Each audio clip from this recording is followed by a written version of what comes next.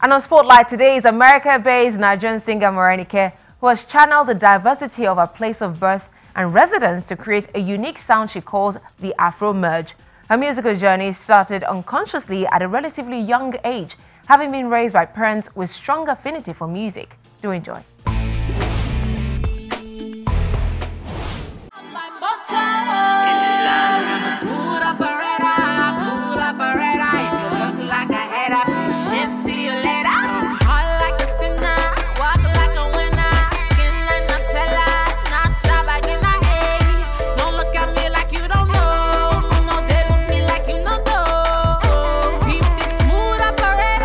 I definitely had a moment to really decide what direction I wanted to go in. And I remember we went to Matthew Knowles's artist boot camp. And, my manager, and we met him, and, he was like, oh, you're Nigerian, like that's like the first place you should be looking at because, that keeps you interested. Why would you want to be like everybody else when you already have something that makes you interesting and different? So, I mean, if Beyonce's father says something to you, you listen, you listen. So we were like, okay, that's definitely a sign. Explore. I decided to go back and just really explore my roots. My hesitation with that was because I did not feel like maybe I was Nigerian enough in speech and maybe mannerisms and stuff to really pull off the fully blown Afro-pop sound here.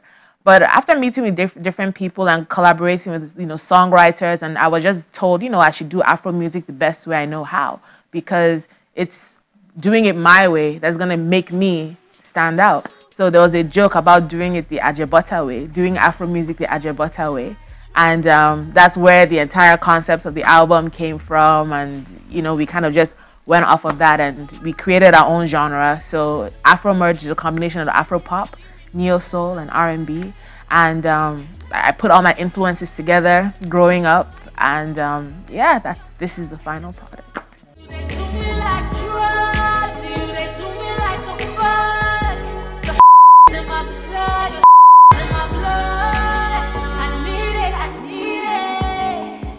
It's been good. Last December, we came to drop a buzz single called Giddy around Christmas time, and just to see what people thought and how people would receive it, because it was very Sade-esque.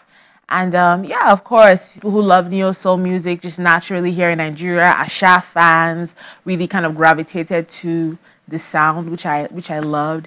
And at the listening, obviously, we had a whole bunch of different musical people and reporters ask us questions and kind of just really interact, and people were really interested in what they were hearing. And that was really just all that I could hope for, because I know that everything isn't for everyone, and everyone isn't going to love it, but at least they're going to be interested enough to want to know what the heck is going on.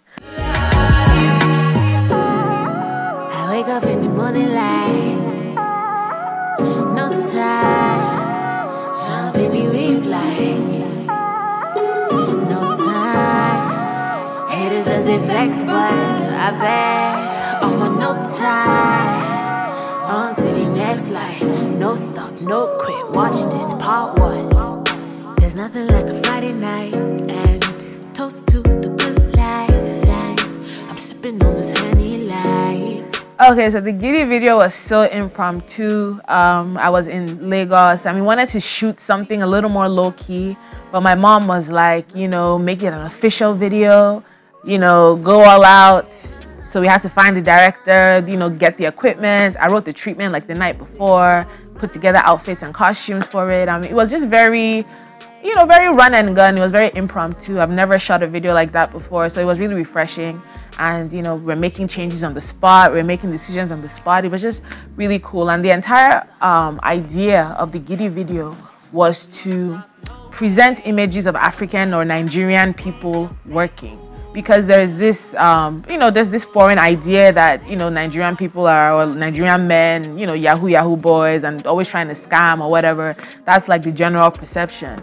So I wanted to show Nigerian men and just Nigerian people working hard, doing unglamorous jobs, doing anything that they could to provide for their families. We have this funny clown you know, in the video, and a lot of people were like, "Why did you put the clown in there?" and all of that stuff. And I was like, to show you the extent that some people are willing to go to provide for their families. Like, this guy is willing to put on this outfit and look crazy in Lagos heat just so he's doing honest work.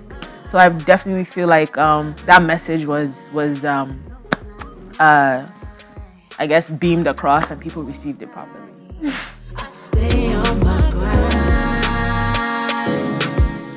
No vex, just flex, stay cool. You did in my life.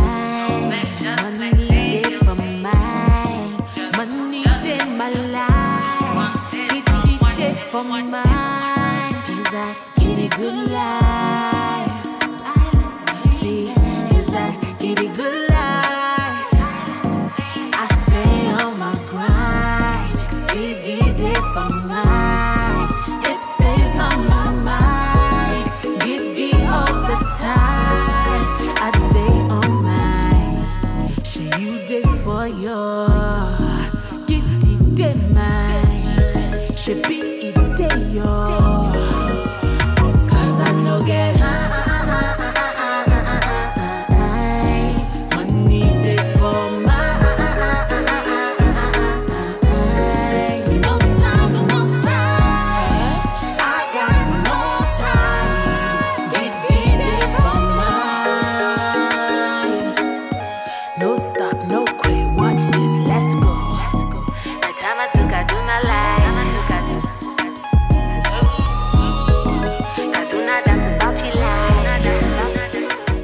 African music right now, Afro pop music is having a moment, to the point that, you know, even my when I'm in America, my American dancers on my American team, everybody wants to know what's new, what's hot. They want to stretch to the music, they want to work out to it, they want me to make them like little CDs and mixtape, you know, and put mixtapes for stuff for them in their cars and share my playlists with them.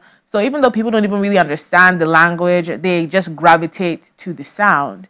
And I mean, Davido is selling out shows in Russia. Who would have thought?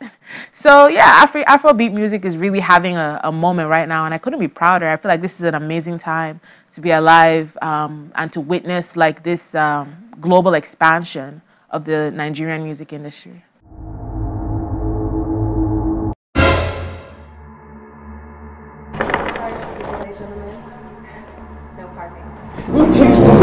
Wait. Let me tell you something. We came here for one thing and one thing only, to win. So you can sit here and complain about punctuality. Or we can get to it. Now, gentlemen, don't get excited. You actually have to win. And I'm doubtful. Doubtful? How dare you?